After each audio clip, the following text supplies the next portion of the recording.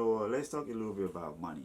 Like you were talking about being rich and you have a lot of desire and you have a lot of hope for yourself. Hmm. Like once the money is made, like what did your parents teach you about money growing up? Nothing.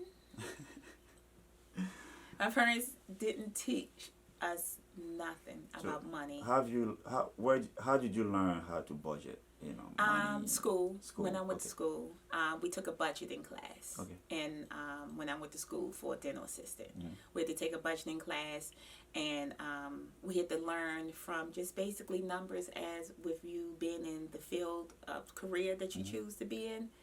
This is how much you want to make, and if you want to, and we budgeted things: a house, food. Mm-hmm. So when I start seeing the numbers, and I'm like, wow, my salary.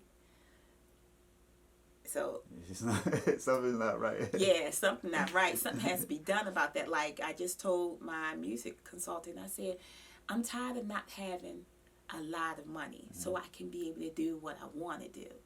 So it does nothing but when that does that, when I feel that way, it Yeah. triggers something like, okay, let's go. It's grind time. Yeah. What's my next move? What's my next step?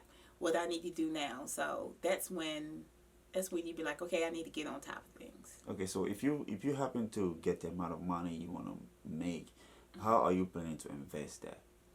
Oh, Um, definitely. I was saying earlier, I want to invest in my kids' future. okay.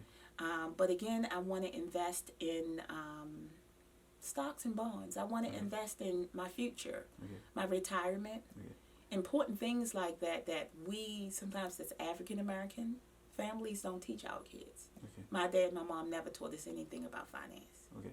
Nothing. So now what I'm teaching my kids, or what I'm trying to teach, if I do not know it, I'll go to the internet or I'll go to a book in reference to finance. Okay. Or, Susie Oldman. Susie Oldsman. Oman. I read most of her book. Yeah. So she is my go-to when I want to find out about it. Like, my kids having a college tuition. Okay. That's very So important. you tend to go towards the paper asset because people usually talk about four different assets. Mhm. The main assets are the business.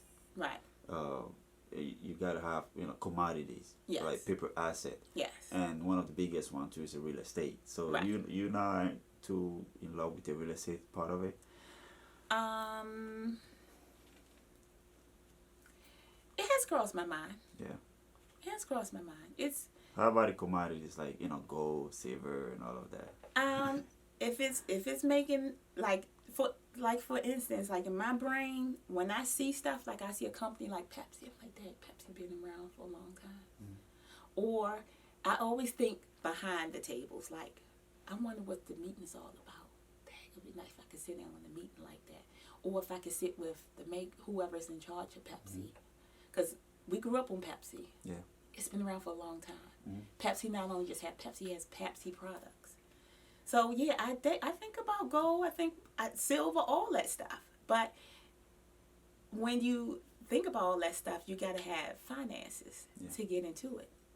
So how do we get finances? We got to get the grinding. Yeah. We got to start working. We got to start saving, and then take the money and invest it into something that's going to get us where we need to be at. But I also, and that's another thing with relationships, I want a man that can not only I'm not into it, or if I'm not into it, I want a man that's smart. Like for me, I like a very, very, if it's anything that's sexy, for me as a man, is his intelligence. Because I like to learn. So if I like to learn, I want to have someone that teaches me. I want to learn.